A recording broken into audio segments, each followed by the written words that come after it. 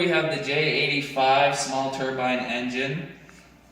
This engine is a small single spool engine, unlike some of the other engines here in the lab that are have two spools, and then the ATF3 is a three spool engine. It's a one single spool because, as you see here, the blades are all on one single shaft, as you will. Here we have the annular combustion chamber, and also in here we have some of the gears that are important to moving the crankshaft. Here we have the air inlet. As these move, it allows the blades open and close to let more air in through the blades. Also, we have the bleed valves right here. As they move, it allows more air in through these little holes, in through the blades to control the airflow. Here we have the oil dipstick. Pretty self-explanatory. As you twist, pull, it has meters on it so you can check your oil. And then on the other side,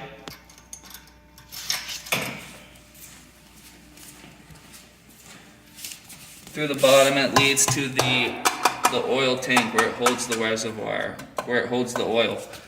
Also, something cool about this engine is that the oil is cooled by the fuel. Other engines are cooled by the air, and this one's actually cooled by the fuel. Alright, so the main part of the engine goes from here to here.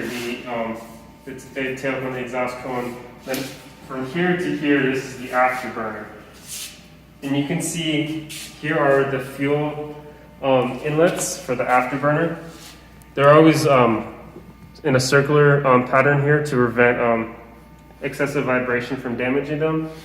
The fuel gets inserted in the afterburner section here, and then the flame will be all the way throughout here, and the holes right in here are for cooling, to help cool down the flame. And by the time that the flame gets all the way down here, it's already cooled down. And then at the back here, it's pitched in, and when you have when you open the throttle, this circle thing will expand and open, and that is controlled by these hoses right up here. All right, and then this is the flame holder. So what this does, it keeps the flame in place.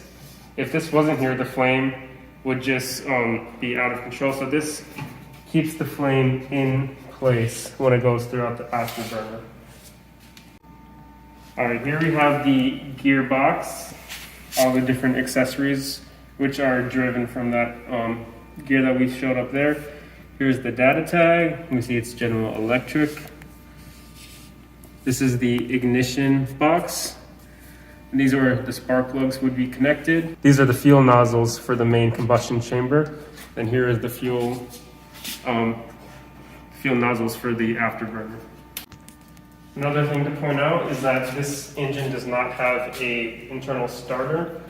So down here, this pipe is where you plug in the external ground air to start the engine. And the ground air pushes through that, and then it turns the turbines and the compressors to get started. Then they turn on the engine with the fuel, with the flame, and that starts the engine. So there's no internal starter for this engine.